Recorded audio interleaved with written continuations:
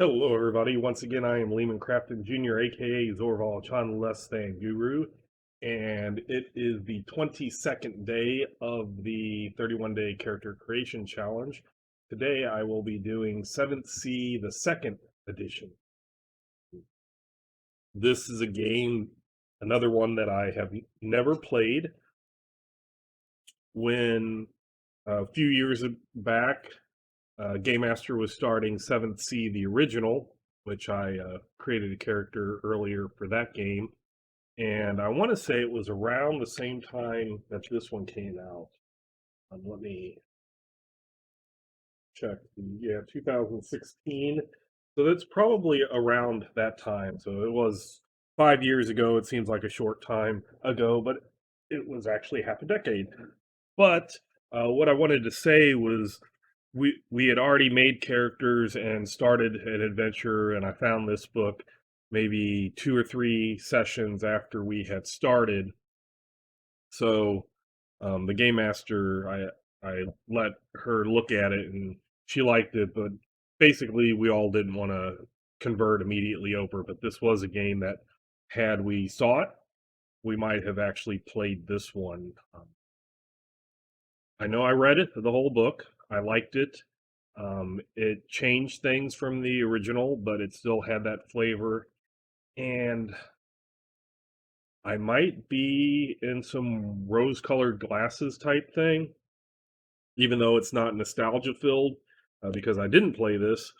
But I want to say that it didn't have that us versus them mentality, or me versus everybody else because they're others. So if I'm playing Montaigne, I don't just hate everybody else because they're the others countries, or everybody from other countries hate me because I'm from my country type thing. So I think it was more of, you're from other countries, yes, but you don't necessarily have to hate everybody, and you don't have to be like a typical or atypical character from that country. So you're not the stereotype, or I'm breaking the mold. You can be anything. And I might be reading completely into that. And once I start making character, I will figure that out. But that's kind of what I do remember. So let's go ahead and get started. The character sheet looks pretty simple in that, which is something that I've grown to appreciate.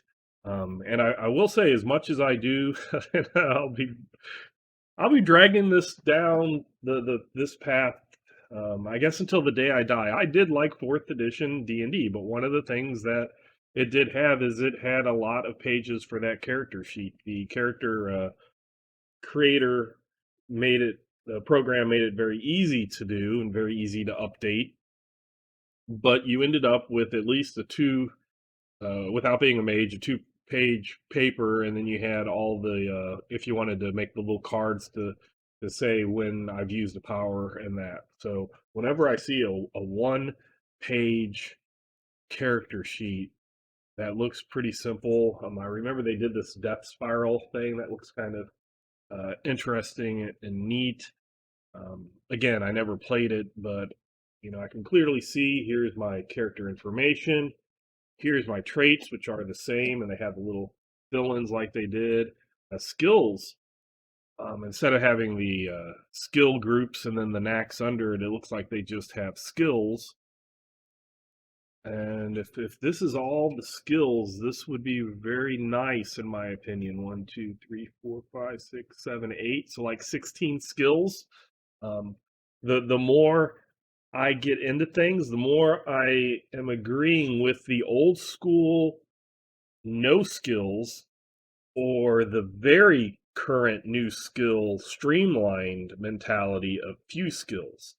It's the ones that have hundreds of skills, or a ton of skills, that are the games that, to me, they're they're both locking you in. A lot of people say, "Oh, it means that you know how to role play your character," and I just see it as kind of like a straitjacket now, and that could be a thing that changed. But again, I'm just commenting on the character stuff. That when I'm looking at it, I'm seeing just a few skills all right here, um, which is kind of cool. The traits are right there. So let's go ahead and open up. I do want to say that when I earlier thumbed through the book, I thought it was really cool. This map is really evocative of a nicely well done map that kind of even goes old school with the old school legends and like a real Atlas type legends. So that is cool. You don't see that on a lot of maps nowadays in fantasy games. Um, I think that this is a really nice thing. The inside is all color, and I these are kind of laid out really nice. Actually, after doing Edge of the Empire, this kind of gives me that kind of setup. But they have some really cool artwork and stuff in here that I just think is really. I mean, look at that 2-page chapter. Really awesome. I think this artwork. Even that with some like evil mermaid, and I don't know what that thing is, a ghost maybe, the monsters. Just it's a lot of cool artwork stuff. So I think the book art is good, the layout is good, the character descriptions are cool. Yeah, so I mean, I gotta say that I really I like this. From what I remember when I read it, I really liked it. They had an interesting, a different type of how what they do for like raises and stuff like that in the game is different than in the first edition. I want to say it's besides kind of this little fill in the or, fill in the circle. I want to say it was pretty different than the first edition. And I do like this. This is another thing that I like. Rulings versus rules. We created the rules in this book to help players and game masters tell stories. We want you to think about rules in this book as elastic, flexible, and adaptable rather than final. In other words, don't use this book as an authority, but as a guide. Every rule is an example of the way we would do things, but not necessarily as the way you should do things. We'll give the game master lots of examples. Now, I know old school was very much this. Old school was a lot of rulings. D&D Third Adventure kind of swung the pendulum the completely opposite way. It was very good for those groups that had game masters who liked to mess with players personally, like had a vendetta against them, felt that they had a god complex and things like that. So when you have the rules versus rulings, if you have an adult game master not acting like a child, being fair, coming up with things that aren't necessarily pushover, challenging, but you have a game master that is balanced. They're not necessarily for the party or for the monsters. They just arbitrate and they come up with a good world and they let the characters and players through their characters explore the world and maybe get the characters in trouble. But when you have a game master that you can trust, I guess that's it. If you have a game master you can trust, rulings for me is better than rules. So I'll just say that that's kind of there, and I kind of like that. Um, so they talk about the nations, all kind of the same nations, secret societies, things like that. Chapter 2, another cool map. So a 1-page culture and they go through all I guess the different cultures and what they're like.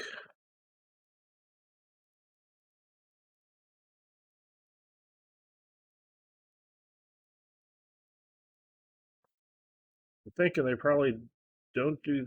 I don't know. Maybe they are in alphabetical order. Yeah, that's a new super. Okay, wow. Okay. So this is all kind of backstories and things like that. Duelist Guild honor. Vatican Church. Okay. Another short description. Chemistry. These are. I'm gonna have to see if there's a table of content that tells me how to make a character. Making a hero 116, so you have to go quite a way down. They do a lot of the background first. What did I say, 115?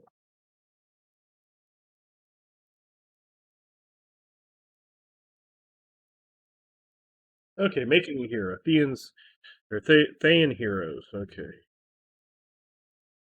Professions. We'll do another sword person.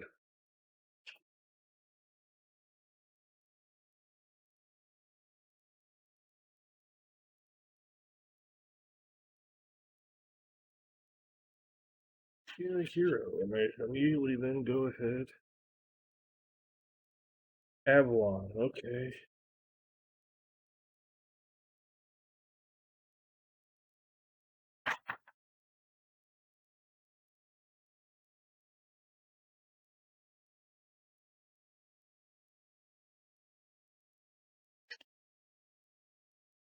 Castile.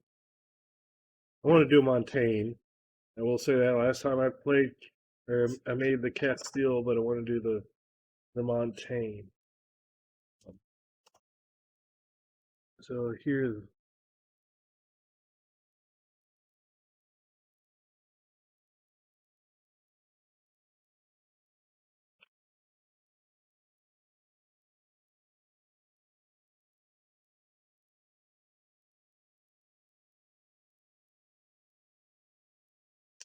so what I want to say. Just looking on this real fast, is I'm not. They kind of give attitudes and stuff, but they don't have that list of I hate everybody because of this, and I hate these people because of this, and I hate these other people because of this. I'm just seeing as a how they might act and things that they consider important, but not necessarily. Um, I hate everybody else because of X, Y, and Z. But again, are still not in. They go through everything, and they go through everything again, and then they go through everything again. So that is just like a lot. Okay, so the chapter on creating the heroes was at 115, and you get to 133 before you actually get to hero creation. They call it hero creation, not character creation. So that's kind of interesting. Kind of tells you how they're going to do. Step 0 is concept. Okay, I want to be a Montaigne swordsman. So that's what I'm going. Don't need anything more detailed than that. Traits. Traits are your hero's core strength. Decide how you want to spend points on your trait. Every hero begins with his traits at 2. You have 2 points to spend to increase your trait. So, does it tell me what? So again, step 0 content. So they give you a breakdown of all of it, traits and then nation and then background and skills and advantages, arcana, which I won't do because that's probably mages, story. I won't necessarily do that, and finishing touches because that's all optional things that you probably talk to your game master around. But step 0, they do a lot of the like 20 questions type things, but like I said, the only thing that I care about is Montaigne swordsman.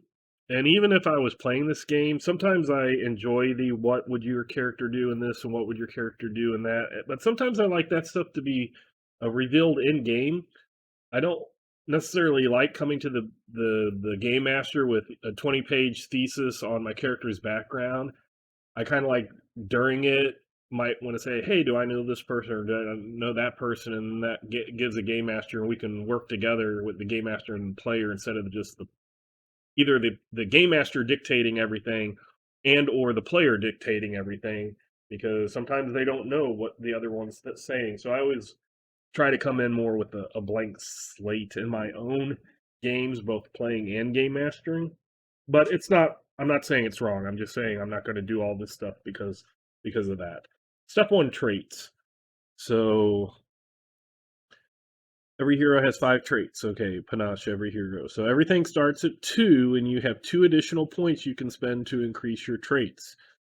So I guess you can, if you start off with 2, you could have then 2 that get to 3, or 1 that gets to 4.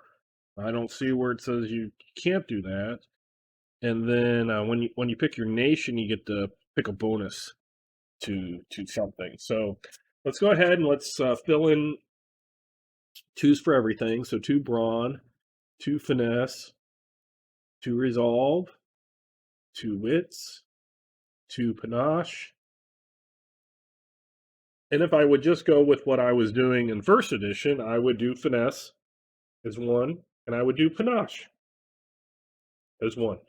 Let's see how badly that will make me. And then already picked Montaigne, so I have my nation. So I go down here, Montaigne, either a finesse or a panache. And I would want to be a big flamboyant type person, so I will go with panache. So now I could have had 3 if I would have moved my other one to one of these others, but let me just go with this, see how this is going to work. Step 3, backgrounds. Some backgrounds have restrictions. 2 background. Okay. So here's this thing. You kind of pick basic backgrounds. Okay, that's interesting. So, how many you just get a background? This isn't where your heroes ends up, but where he started. That I kind of like. I like when it's like, here's what your background was. You can be something different, but that's what you were before the game. So this is a way that gives the game rules for a background. You pick the background, you kind of have part of your say. The game master understands what's going on because these are all things in here. And that is kind of a cool concept I like. So restrictions, okay. Backgrounds come with a quirk. Backgrounds give you advantages. Skills. Each background also gives you a set of skills which begin with 1 rank. 2 backgrounds. Pick 2 different backgrounds from the following list. You get all of your background advantages. If you have duplicates, take another advantage of the same point cost at your choice. You get 1 rank in all your background skills. If you have duplicate, add 1 more point, 2 points to the skill. Okay, so you don't duplicate your advantages, but you do duplicate your skill ranks.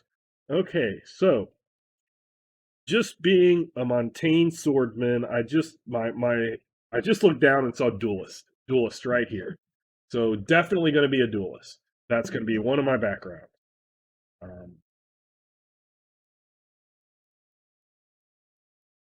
And I think if I don't see something else, you could be a mercenary, a merchant, naval officer, orphan, professor, priest, pirate, performer, pugilist, quartermaster, sailor, scholar. So a lot of things. Soldier, ship captain. In the other game, I probably might have picked ship captain because I was trying to say that I was a pirate captain, even though I wasn't.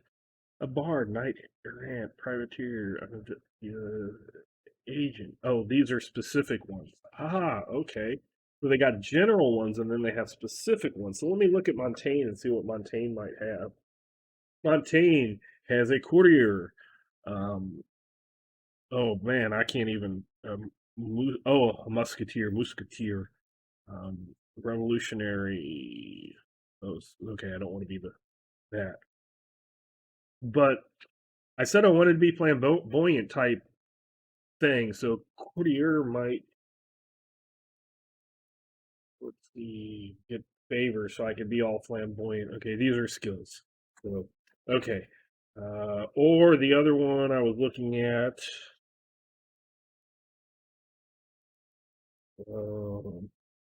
There's 2 different ones. One's a specific and one is a general.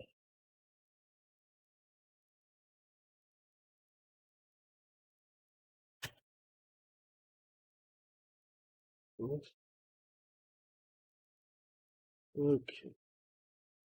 So yeah, there's 2 different ones. One specific for Montaigne, and one is in general. So I'll do the specific Montaigne one. So the first thing I want to do is I want to get this duelist. That is thing. So a quirk. It doesn't give me a quirk. I thought it gave you a quirk. Quirk. Backgrounds come with a quirk, a personality trait. If you act in accordance with a quirk from your background, you gain a hero point. You may only gain a hero point from a particular quirk once per session. That makes sense, but it's not giving me a quirk, so I might have to pick a quirk, maybe? I'll have to see where that is. But I've devoted my life to mastering the blade. So the advantages I get is a duelist academy.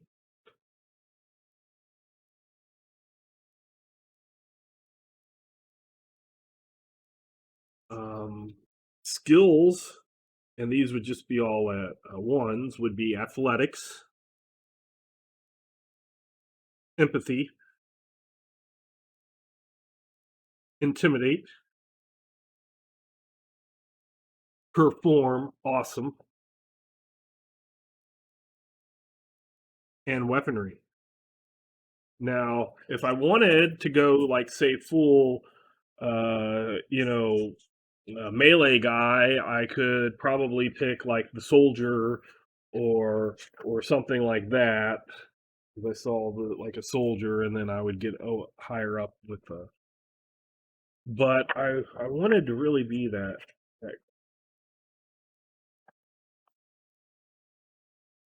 courtier. My French is horrible, so it's like l'ami du roi. I don't know. L'ami du roi. I do not know how to pronounce the French language. And then another, I would get, I guess, another quirk, but I don't understand because they're not doing the quirks. You are literally a favorite courtier of the King of Montaigne. So advantages would be connection, friend at court. Oh, I get to write my backgrounds too. The duelist and the me do boy, and I would definitely have to write courtier, so I knew what that would be. Linguist. Okay, so that one gave me 3 advantages. The first one just gave me a duelist academy, which I guess will grant me things when I pick the duelist academy.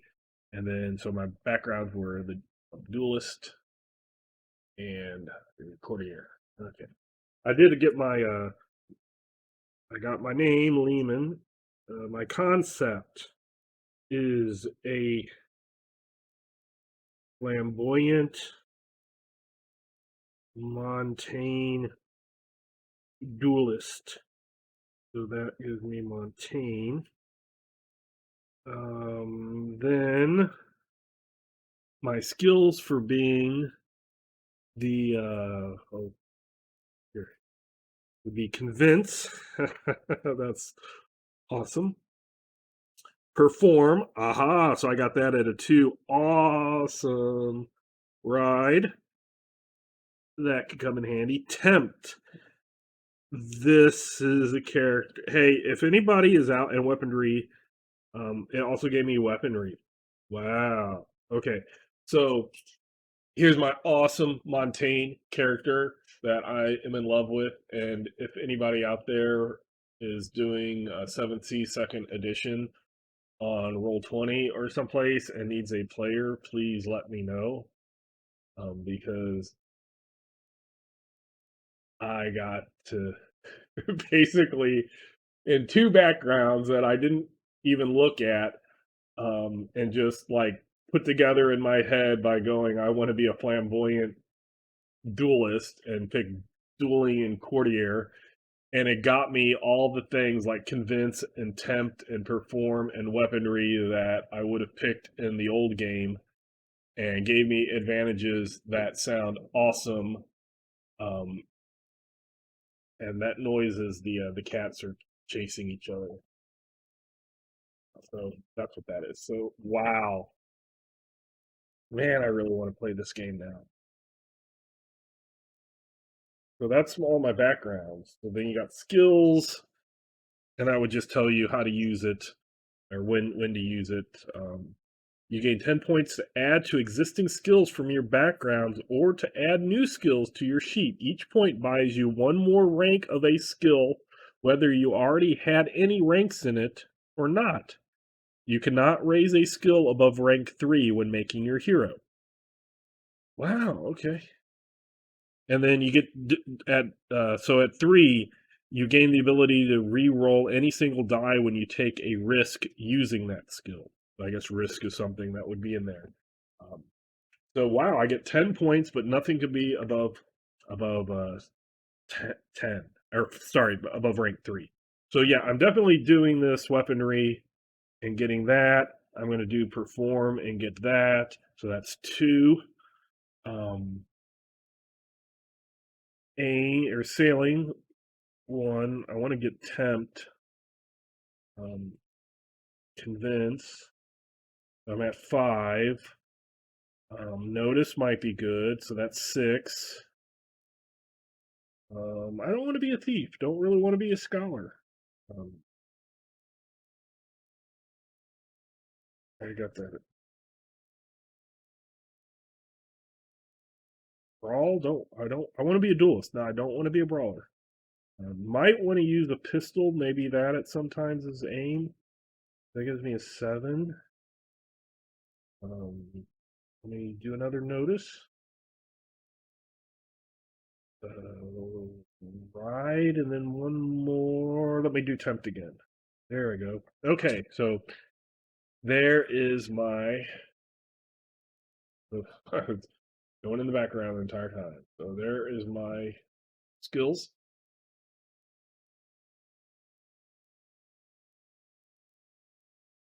And again, really liking the character. I could have put something in everything if you wanted to be a little bit, but there are certain things that I just don't see my character necessarily doing. So that would be skills, and then I would have to read skills on how they work and how they're different. But then advantages. Although you've already have some advantages from your background, you may now buy new ones. You have 5 points to buy new advantages. They cost between 1 and 5 points. Okay. So it says you may. Oh, you have 5 to buy new. So I guess they don't have the disadvantage system, which is something that I've talked about that I like. When they first came out, I liked the idea, but then I realized how much min maxing can happen. So then I decided to, um, or I decided that I didn't quite like that as much. An advantage with the knack tag, which is this K thing. I'm reading this trying to figure out what this means. It requires a hero point to activate. But you don't have to raise. And then this thing has to be selected at hero creation. Okay. So the ones I already have is Duelist Academy, which is probably high academy.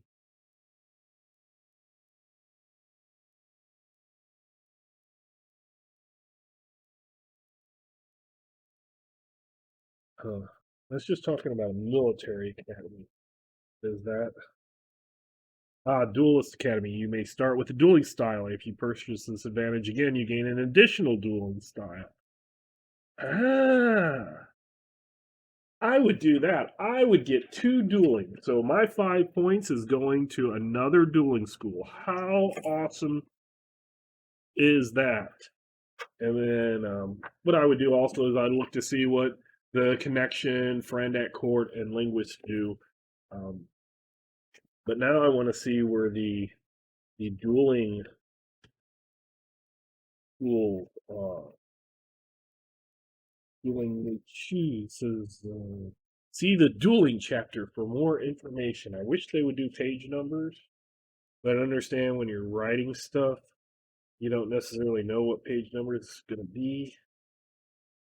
But action. So let me go back to the table of contents and see if I can find dueling. Dueling is 232. Wow, way in the back. It would take me a long time.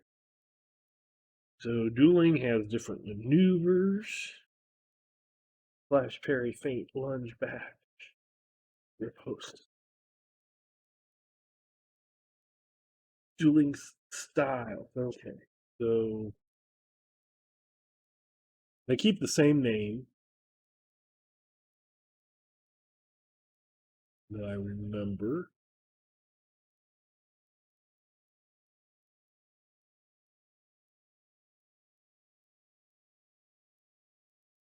Now, from what I can read and see, let me see. Learning a duelist style lets you adopt a particular way of fighting. At the beginning of a round, you determine which style you're going to do.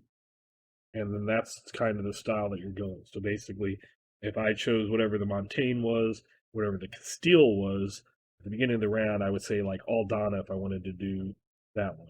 But they say that it's choice for many Castilians.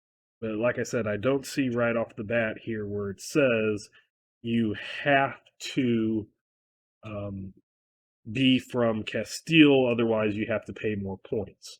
And that's something that I previously said that I like. I like that idea of it not being a complete I have to be this, otherwise I'm sacrificing points, or I'm breaking the mold of this. I'm either the stereotype or the black sheep. It's just a choice you make. You happen to be from this country, and you got accepted into this school, and it might not be in your country. And then they get a little thing like this gets a Aldana Aldana ruse here.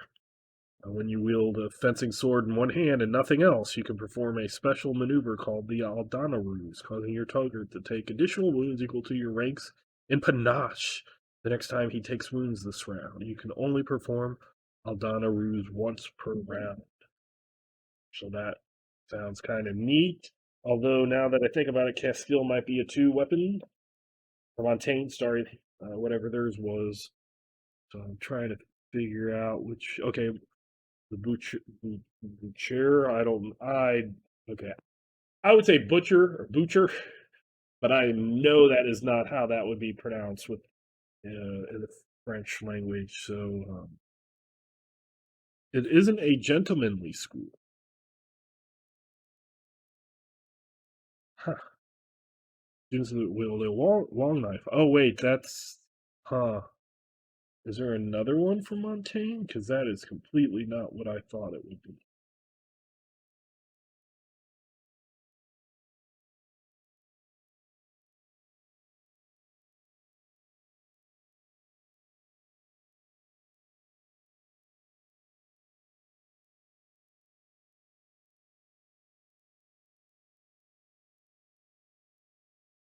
Oh,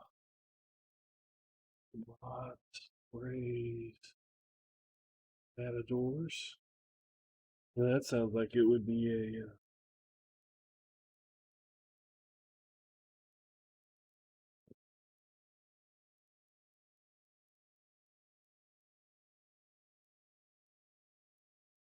a some of these do not even say what do I want to say, what um country or nation they're from. This Valro one sounds like it's probably Montaigne. Uses fencing weapon primary main gouge in the offhand, technically defensive. Students of the style call attention to openings. They could finish them off whenever the duel grows wearisome. So this one, okay. So let's see.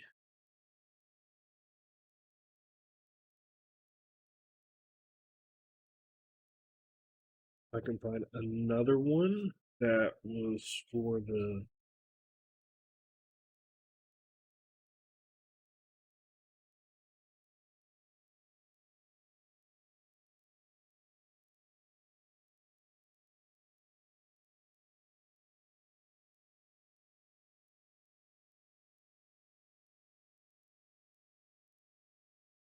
Well, I got a whip. Okay, so picking two duelist schools might not have been a good call because it sounds like they all do different weapon.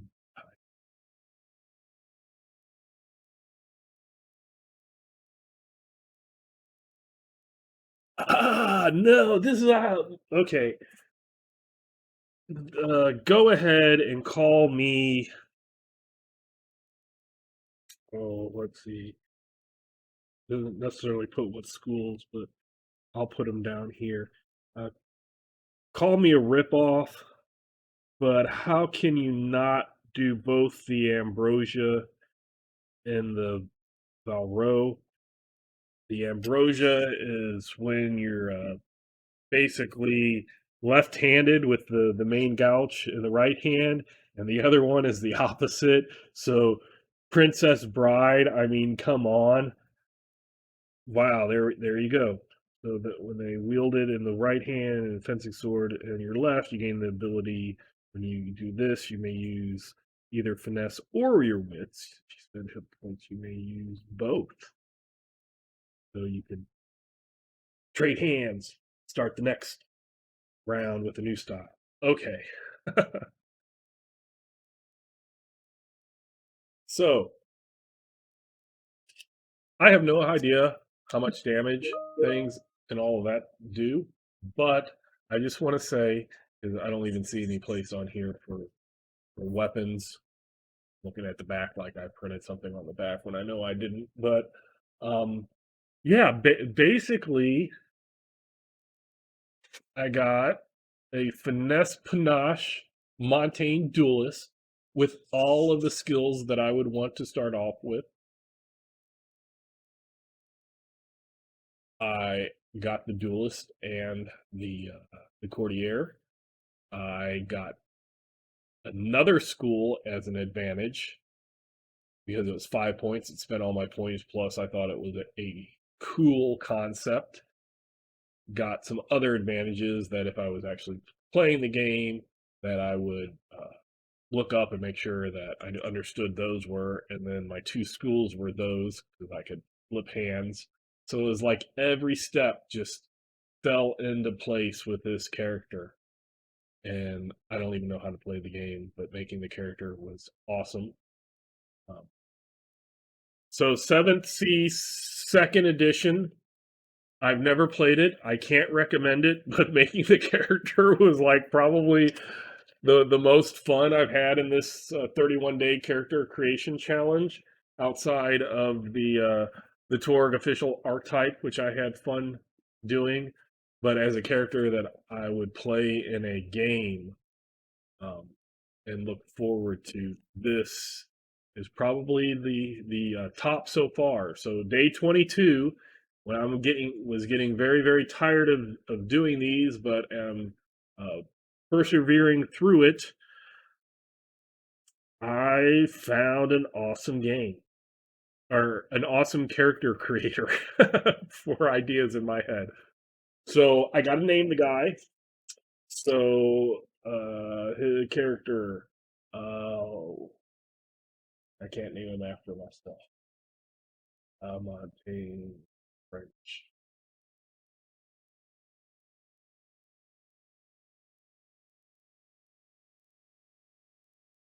Pierre. Pierre. I don't even know if I'm spelling it right, but he is Pierre, the duelist. So there we go. Pierre, the Seventh Sea Second Edition duelist. The most fun I've had doing the character creation challenge. So if you like this, hit the like button. If you dislike it, you can hit that dislike button. Although this is the the one that I would probably like. um, if you want to subscribe, please subscribe. I got nine more days of this, and then I should be hitting things soon. Tomorrow, I don't know if it'll be streamed or not, but I am getting together with the group that I will be game mastering over for Blood on the Blasted Land with Torg Eternity, and those will be streaming. When I get that information, I'll post it somewhere, and it'll probably be sent out elsewhere, and probably even through Ulysses Spiel, I'll give them the information for that. So either if you don't catch me tomorrow, every other or every weekend, every Wednesday, we should be playing those. And other than that, I am Lee McCracken Jr., aka Zorval Chan, less than Guru, and I will catch you later.